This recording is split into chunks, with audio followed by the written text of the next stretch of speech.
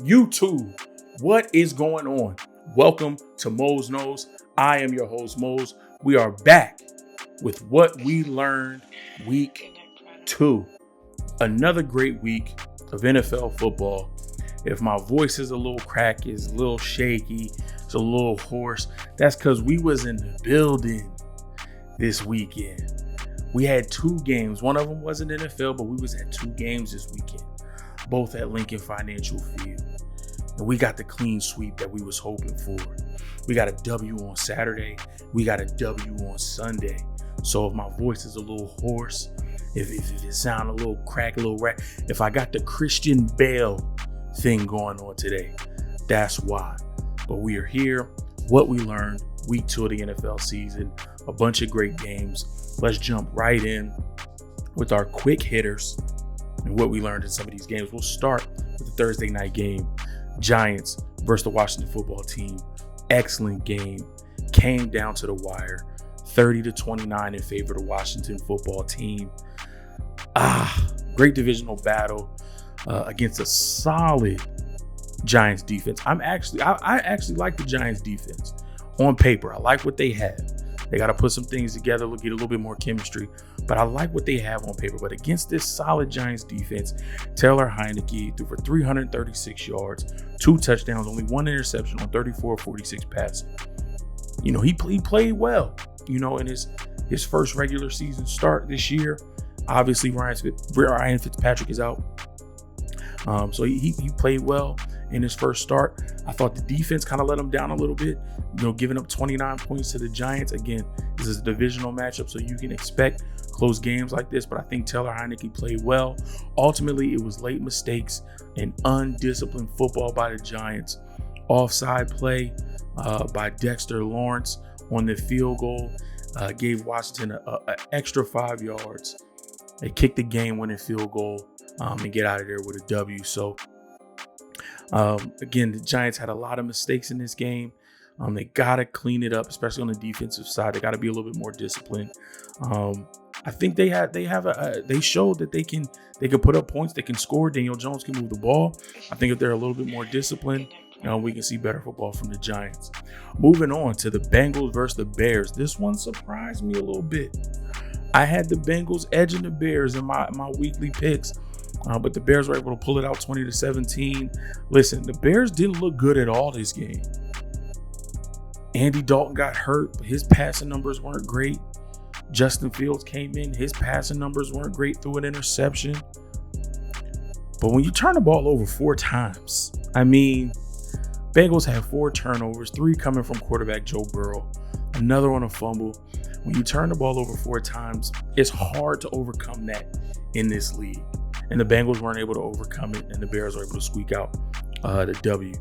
Texans versus Browns. Listen, 31-21 in favor of the Browns, but I got to give respect to the Houston Texans and head coach David Culley. Man, he's got this team playing better than I anticipated.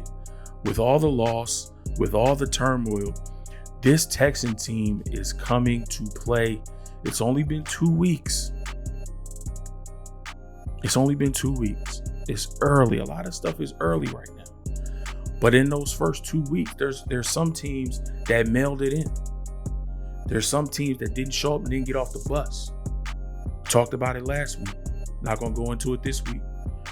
But this Texans team, week 1 and 2, they got off the bus. They came to play. Now, unfortunately for them, the Cleveland Browns are a contender. They're one of the top teams in the NFL, and they made the necessary adjustments in the second half to come out with this W. But much respect to this Texans team. They're playing good football. Moving to the Rams versus the Colts. Again, another outcome I didn't expect. Colts played a little bit better than they did week 1. I really thought the Rams had this game and were going to win it handedly. The Colts did end up losing 27-24. The Rams running game has been somewhat decent, but the focal point in this offense is the passing game. McVay is happy with Matt Stafford. He finally looks happy being able to call plays and to scheme up offense for this team. Matt Stafford has come in and he's already built chemistry with Robert Woods and Cooper Kupp. Cooper Kupp went off again this game. It's tough to see it because they're a division rival. But if I'm an outside fan looking in, if I wasn't a fan of the 49ers or anybody else in the NFC West, it's fun when you see a head coach having fun out there, being able to call plays and to know that things are going to work as anticipated and to be able to scheme up different things to move the ball. McVay is having fun. Again, it's tough to see as a Niners fan, but good as a football fan, especially if you're a Rams fan. I know my brother's happy. My little brother's a Rams fan. I know he's happy right now. His Rams are undefeated. They are 2-0. So I know he is happy right now with what's going on there. And then just to touch on the Colts a little bit further, Carson Wentz injured both of his ankles this game. How, Sway? You injured both ankles? Not just one, but both of them? Come on, Carson. Really not much to talk about in this next game. Buffalo Bills 35, Miami Dolphins 0. Tua left the game early with a rib injury, but he didn't start the game great. He was 1 of 4 for 13 yards. Again, Tua inconsistencies as quarterback are going to hamper this team's ability to win. We knew the Buffalo Bills were going to come out and play better than they did last week. They expected to get a win against the Pittsburgh Steelers. That defense was able to shut them down in the second half, and they didn't win. So we knew they were going to come out with a renewed energy, and they put a goose egg up on the Dolphins, man. They did not allow the Dolphins to get a point. And that sucked for me in fantasy because I had the Dolphins kicker, Jason Myers, and he couldn't get me anything. So, I mean, the Bills handled business and they made it look easy. Moving over to Pats versus Jets, 25-6 in favor of the Pats. Again, battle of the rookie quarterbacks, Mac Jones versus his draft counterpart, Zach Wilson. I got to give credit to Bill Belichick. As usual, he made this game a nightmare for the rookie quarterback, as he does with all rookie or young and inexperienced quarterbacks. He drew up a defensive game plan that confused Wilson through 4 interceptions for that Jets offense. Am I worried about Zach Wilson's performance in this game? Absolutely not, for the reason I just mentioned. Bill Belichick is a mastermind at scheming up defenses, especially to take advantage of young and inexperienced quarterback. What I will be looking out for is how Zach Wilson responds next game. How does Robert Saleh, the head coach, and Mike LaFleur, the new offensive coordinator there, how do they coach him up and get him prepared for a bounce back game? That's what I want to see next week. So hopefully the outcome is different for young Zach Wilson, but I'm not concerned just yet. Moving over to the game that I was at live. Moving over to the Sunday afternoon 1 o'clock matchup in Philadelphia at Lincoln Financial Field. My 49ers versus the Philadelphia Eagles. In favor of my Niners 17-11. I feel like being petty. I want to say 17-3. You know, we gave up a garbage touchdown late in the fourth quarter. But for 56 minutes, we held this high-flying Eagles team to 3 points on the road in hostile territory. I was there. I knew how loud it was. Every third down, my offense had the ball. Starting slow. I don't know what Jimmy was doing in that first quarter. Missing low, missing high. Almost threw a couple interceptions and watched the Eagles fly.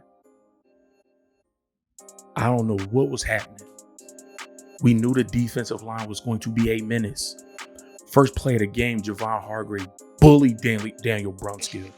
Got him out the way for a 3-yard loss on the play. We knew that this defensive line was going to come. We knew that they was going to come. I knew it was going to come. Most of the 49er faithful knew they was going to bring it. That's the strength of this team. But good teams find a way to outlast. And I know some of the Eagles fans is sour about it, and I love it. Like I said, we didn't start well, but we found a way to right the ship. Got a good 90-yard drive into the first half, capped that off with a touchdown. Big play by Deebo Samuel to get us in the red zone. Big, nice progression, going through his progressions by Jimmy Garoppolo to get through all his reads to find Jawan Jennings wide open on the left side, walked in for a touchdown. We needed that to end the half. Eagles missed a lot of opportunities. Great play by Diamador Lenore on Jalen Reagor. He did what he was supposed to do. Great coverage, forced the wide receiver to the boundary, and what happened? Reagor lacked the spatial awareness, stepped out of bounds twice, illegal touching. That play comes back. Hold him to a field goal. What happens? Big Javon Kinlaw gets his hand up to block the field goal. Yeah, they got Diamador Lenore later in the game for a 90-yard bomb. But him and Jaquiski Tartt stuck with the play, able to make the tackle. Goal line stand. Fred Warner shut the door on Miles Sanders. Then they tried a couple of trick plays, ended with the Philly special. Wasn't nothing special about that. My Niners did what we had to do. It wasn't pretty, but we found a way to get it done. Y'all didn't find a way to get it done. I appreciate the Eagles fan who was sitting next to me because he was objective and said we missed too many opportunities in this game. And we can't miss opportunities against teams like this. He was raving about how fast my 49ers defense was on that field. And we were fast. Flowing to the ball. Every play. But some of y'all can't be objective. Y'all can't just say we got outplayed. But that's okay. Y'all don't have to say it. You know what's up. I know what's up. We all know what's up. Whether you was in that stadium or you watched it on TV, you know what's up. You got outplayed by my boys. Hopefully we'll see y'all next year so we can do it again. Moving on. Broncos versus Jags. Bro, Teddy Two Gloves is spinning that thing. You hear me? He is spinning that thing. 26 of 34, 328 yards, 2 touchdowns, leading his Denver Broncos to a 2-0 start. I should have looked up the stat. I'm sure this is probably their first 2-0 start in a little bit. But let's slow down. Let's temper expectations a little bit. Denver has been blessed with a favorable schedule the first 3 games. They 2-0 through the first 2 weeks. In week 3, they got the Jets. Now I said I want to see how Zach Wilson bounced back and how he responds. But we do know this Jets is a young, rebuilding team. And they got to go to Denver. So Denver could start 3-0. But after that 3-0 start, they got the Ravens, Steelers, Raiders, Browns. Is that right? Let me see. Let me make sure I got that right. But after that, they face Ravens, Steelers, Raiders, Browns, Washington football team, and the Cowboys. And I think that's in 6 consecutive weeks. So a promising start could turn ugly in a hurry. But I'm happy for Teddy. He balling. Falcons versus the Bucks, 48-25. Poor Falcons. They didn't stand a chance. Tom Brady leads the league with 9 touchdown passes. He's so efficient that the Bucks are the fastest scoring team in the league. They have the most touchdown drives under 3 minutes, most under 5 minutes, most under 7 plays or 7 plays or under. Like, they're scoring so fast, so efficiently. I mean, I don't know if anybody's going to be able to slow down this offense. He's just so in tune. Him, Byron Leftwich, the offensive coordinator, the offensive line, his weapons around him. Somebody's got to slow him down, and I don't know who that's going to be. So, again, like I said, poor Falcons. They got some promising young pieces, but they didn't stand a chance. Cowboys versus Chargers. Cowboys ran home away from home. I believe during the off season in training camp, they're out in Oxnard, California. They have a big fan base. I believe during the broadcast, the announcer was like, is this a home game for the Cowboys? Because there was a lot of dark blue and it wasn't Chargers dark blue.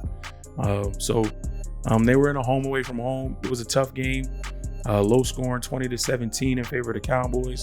They jumped out to an early lead.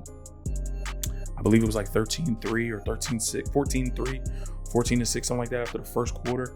But then they were shut out in the second and third quarter.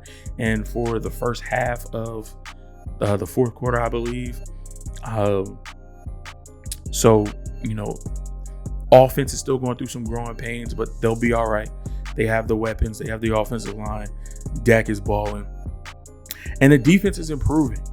To hold, Justin Herbert and this Chargers offense to one touchdown, this entire game and forcing 2 turnovers, the defense of this Dallas Cowboys team is definitely improving. You love to see it if you're a Cowboys fan. Not me. I don't love to see it, but if you're a Cowboys fan, you love to see it. Monday night game, Lions versus the Packers. Aaron Rodgers' favorite word is relax. RELAX. Relax. And I think that was his mindset after week 1. It happened. It's over with. We'll get back to it. Well, he got back to it. He was able to live up to that infamous quote with that bounce back game in Detroit. I think threw for 255 and 4 touchdowns, no turnovers. It was a game early. At halftime, Detroit was up 17-14. But kudos to Green Bay. They made the necessary adjustments coming out in the second half. Aaron Rodgers and that offense was rolling. Scored 21 unanswered and avoided falling to 0-2. I believe Rodgers' record on Monday Night Football is now 9-1, which is tied for the best record on Monday Night Football with Steve Young. Aaron Rodgers just doesn't lose on Monday night, and he proved it again this week. That's going to wrap it up for the quick hitters. Let's go into the top 5 that I had for the week. What I learned. Am I learning that the Oakland Raiders are real? I didn't have much hopes for this team. And if you ask my wife, who's not a football aficionado, okay? She loves the team for nostalgic reasons. She watches football because of me. But she kind of hears the rumblings. She knows that in the past they haven't been good. And her outlook wasn't optimistic either. But right now, the Raiders are sitting at 2-0. And they don't have a schedule like the Denver Broncos. No disrespect, Denver. No disrespect. Y'all schedule is favorable. I said it. I got to stay consistent. They didn't have a schedule like Denver. They had to see the Ravens and the Steelers back-to-back weeks. And they're 2-0 right now? I guarantee you, if you ask anyone who's not a Raiders fan, anybody who watches football, would the Raiders be 2-0 after 2 weeks facing the Ravens and the Steelers? Answer would be no. They would either be 0-2 or 1-1, but they would not be 2-0. They're not beating both the Ravens and the Steelers in back-to-back weeks. But they found a way to get it done.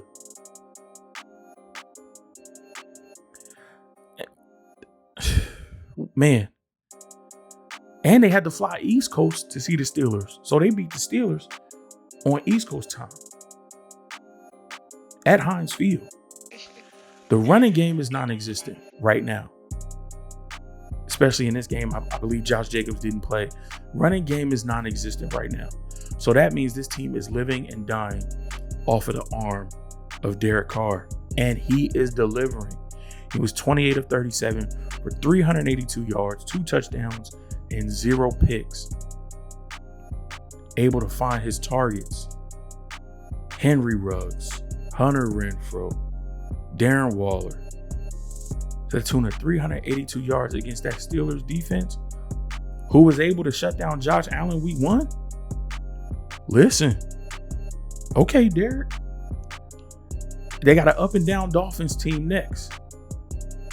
If Tua plays, he's not 100%. And if he doesn't play, they're going against Jacoby Brissett. So they could possibly win that game.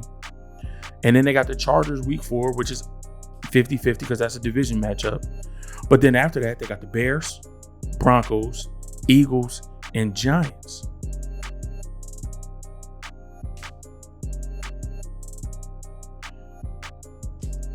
Let's just say they beat the Dolphins next week, they lose to the Chargers, and they rip off the next 4 I mentioned. Bears, Broncos, Eagles, Giants. Bro, they could be 7-1 heading into their bye week, week 9. So they're 7-1, probably leading, if not tied for division lead in the AFC West, because we know the Chiefs already got 1 loss, and so do the Chargers. So they could be in a 3-way tie, or maybe they're leading the division at 7-1, going into a bye week with 2 weeks to prepare for the Kansas City Chiefs in week 10. That's a really good scenario for this Raiders team. That's a really, really good scenario.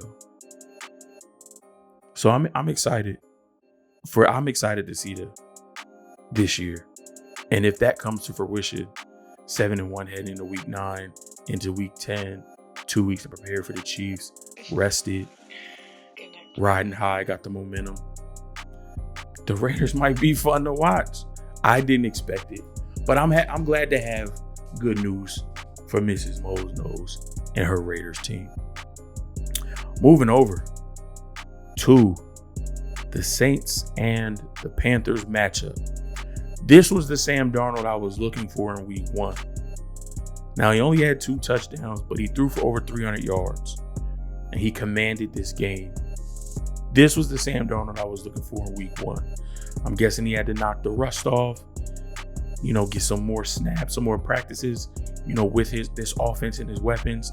But this was the Sam Darnold I was looking for, especially against a better defense, because I think the Saints defense is much better than the Jets defense.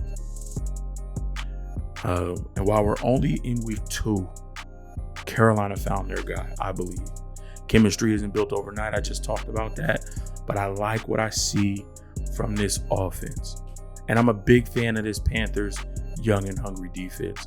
They showed up and showed out against Jameis Winston. Speaking of that, somebody got to let me know something, because I think it was some Freaky Friday stuff going on with Aaron Rodgers and Jameis Winston in week 1, because it looked like they actually switched bodies back, and like Aaron was Aaron and Jameis was Jameis this week.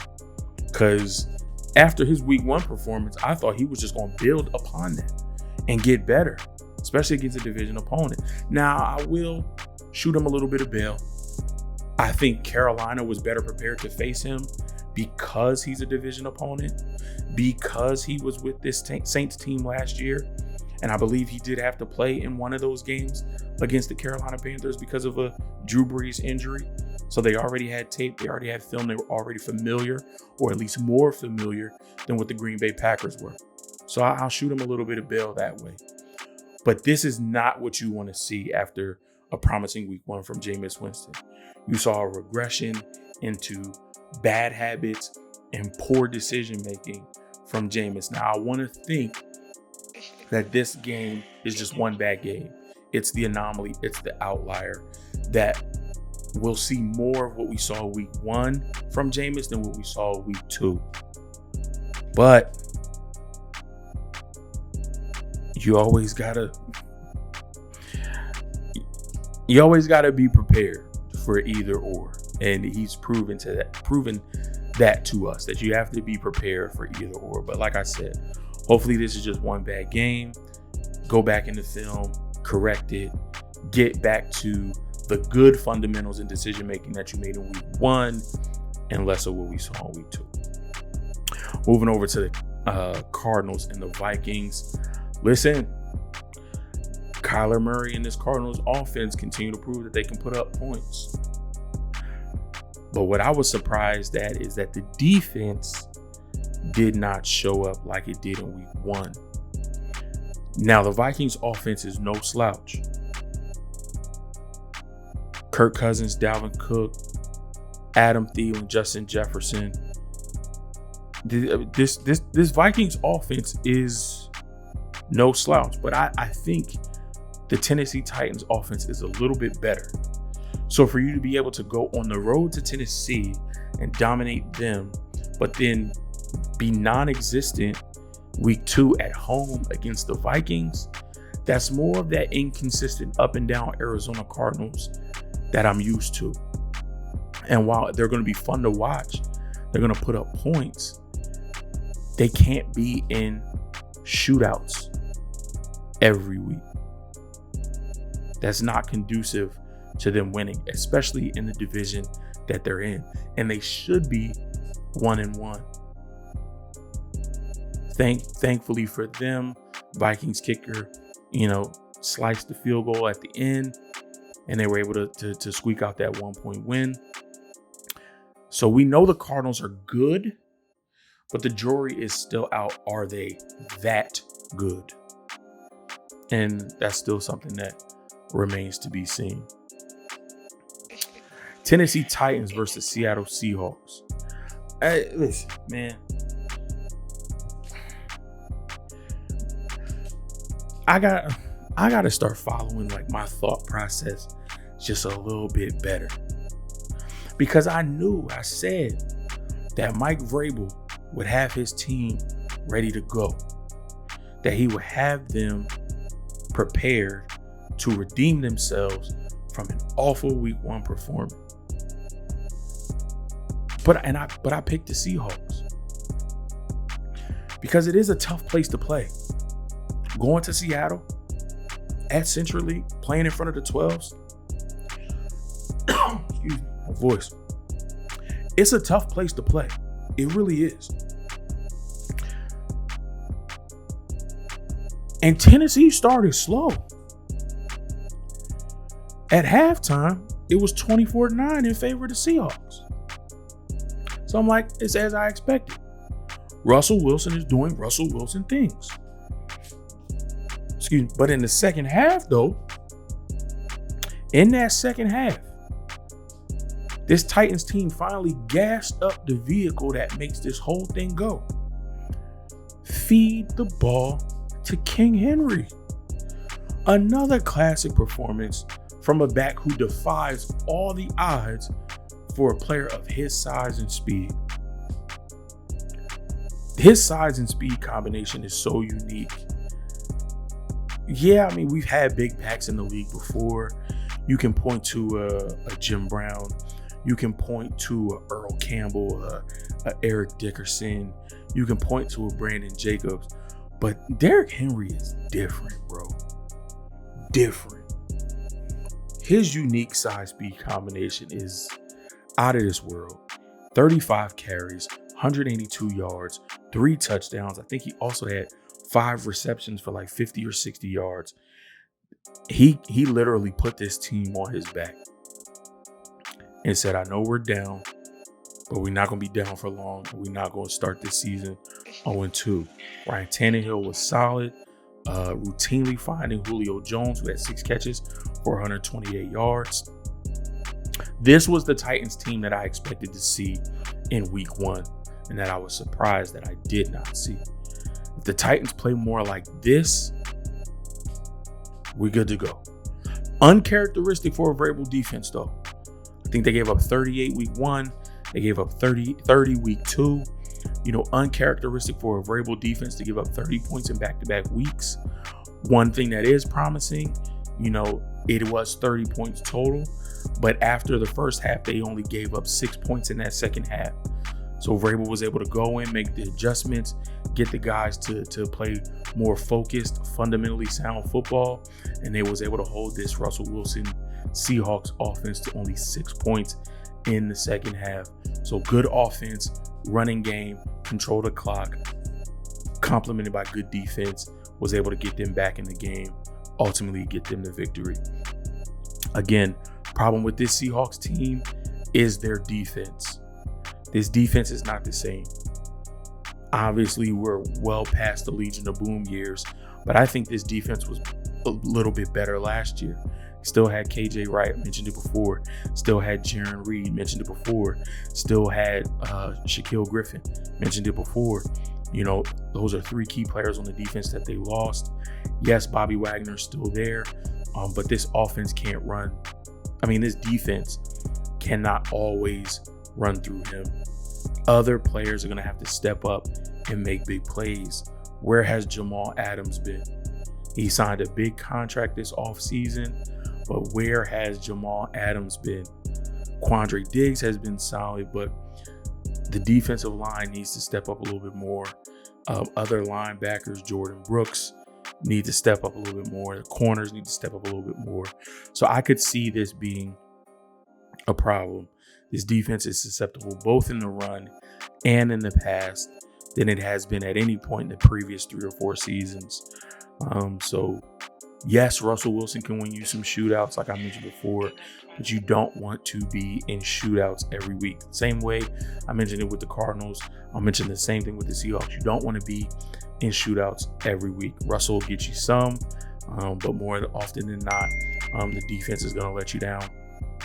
And you're not going to be able to sustain winning that way, especially when this Seahawks team goes up against the Rams, the Niners, the Cardinals, those high-powered offenses. And if they play like the Titans played on Sunday, that could be a recipe for disaster.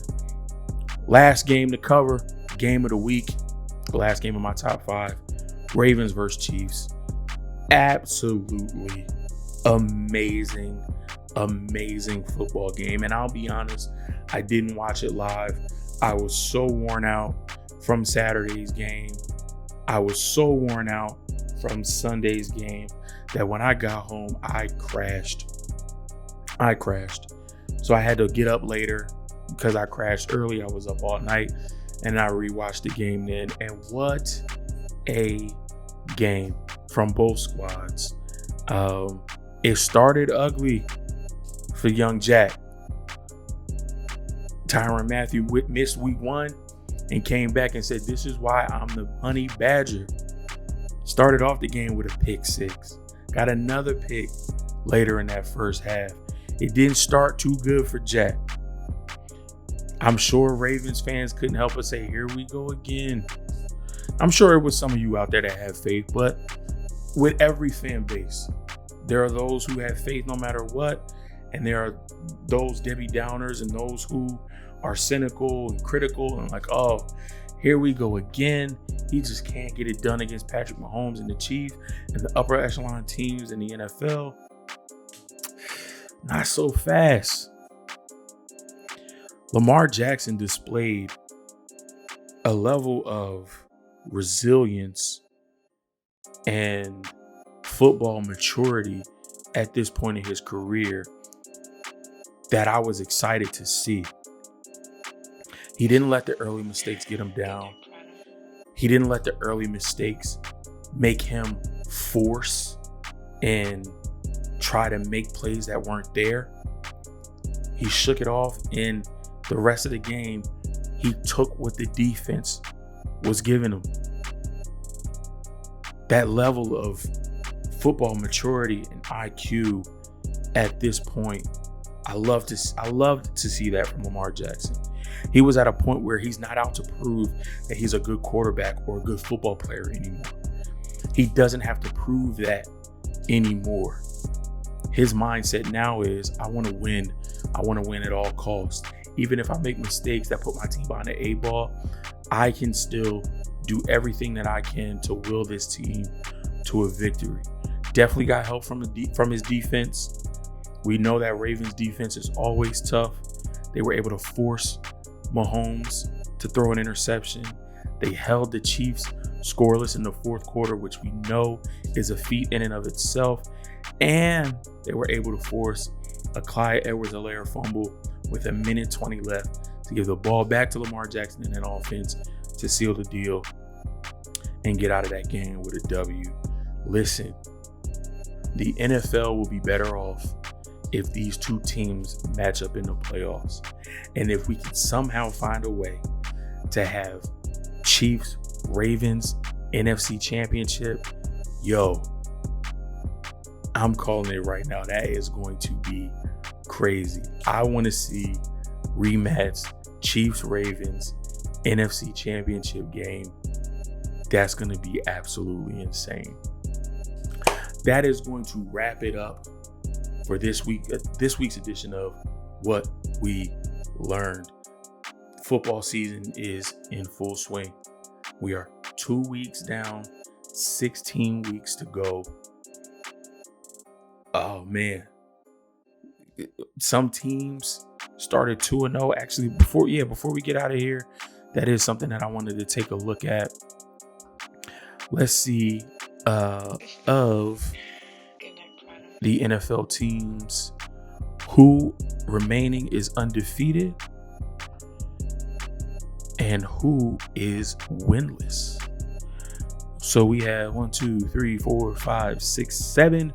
winless teams.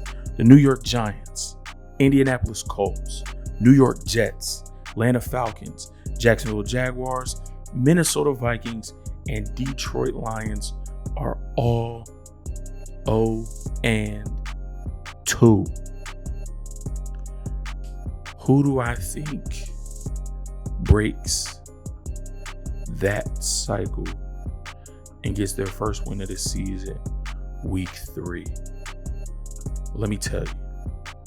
Let's take a look. Colts play Tennessee. Detroit plays Baltimore. Oh, I mean, we guaranteed to get one. And I'm sure this is cheating. But we guaranteed to get one. And look, Seattle plays the Vikings. I'm going Seattle there. The Jets play Denver. I'm leaning towards Denver. Indianapolis plays Tennessee. Like I said, I'm going towards Tennessee. Baltimore plays Detroit. I'm going towards Baltimore. Who else? Jacksonville plays.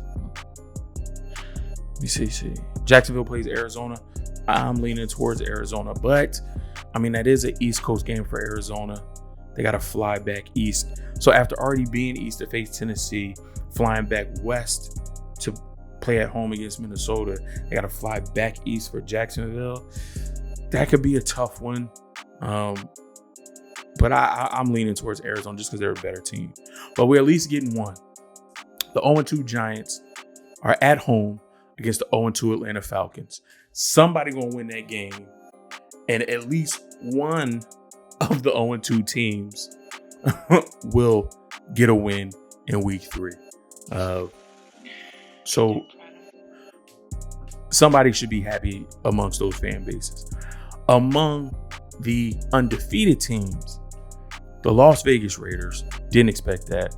Tampa Bay Buccaneers, yours truly, the San Francisco 49ers, Denver Broncos, LA Rams, Arizona Cardinals, Carolina Panthers. Might I add, 3 of those teams are from the NFC West. Just throwing that out there. Which one of these teams could get their first loss in week 3? Raiders play Miami. Again, Tua status is questionable. And if he plays, he won't be 100%. I think I lean towards the Raiders. Oh, again, somebody going to lose. Tampa Bay 2-0 versus LA Rams 2-0. Somebody leaving that with a dub, with a L. So at least one of the undefeated teams will no longer be undefeated. Listen, those are going to be my picks. Watch the Falcons and Giants game. Somebody's going to leave with a win. And watch the Tampa Bay Rams game. Somebody's going to leave with a loss.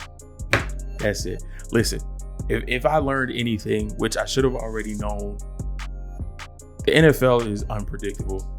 Every week, you might think you know what's going on, but you don't. And things can change and things can swing, and momentum is so big in the NFL. So it will be amazing to see how the rest of this season shakes out. I can't wait to be back with you guys this Thursday, getting another video from Mose Knows. This is what we know. What we learned is our recap series. And then Thursdays will be our series. I got to find a clever title for that. But that will be our lead up into the season. Into that week, excuse me. Talking about what things we should look out for. What are some games to watch? Some players to watch. What we're anticipating that we'll see. And then that way we can compare and contrast with next week's recap video. Did we see what we thought we were going to see? Did somebody deliver that we thought was? Did somebody unexpected show up and have a good game? Did somebody who we thought was going to show up not deliver? So that'll be this Thursday. You can connect with me on all of my social media platforms. I will supply the link tree in the description. Click on that. Find whatever social media outlet you use the most or is your favorite. Click on the link in there and follow me on that social media site. I love interacting with all the fans, except some of y'all Eagles fans. It is what it is, man. I'm done talking about it. Y'all really got on my nerves this weekend. Some of y'all, again, it's just some of y'all. Y'all really delusional. Again, I'm gonna leave it at that. But I love interacting with all the fans across all fan bases. This season so far has been great, and I only expect it to continue to get better. There's going to be a lot of ups and downs, ebbs and flows, but that is the football season. That is why we watch, to see what's going to happen and to see how everything shakes out as we head towards the end of the season and eventually into the playoffs. Thank you so much for tuning in to Mose Knows. Hit a thumbs up on this video. I greatly appreciate it. It helps me. It helps you. Win-win for everybody. If you're not a subscriber, if you're not a know-it-all, come on, what are you doing? You're already part of the family since you watched the video. So I need you to do two things for me. I need you to hit that subscribe button, and I need you to take another 2 seconds and hit that bell icon so that you get notified every time new content drops right here at Mose Knows. Love and appreciate you all, and I'll catch you in the next episode. Bees.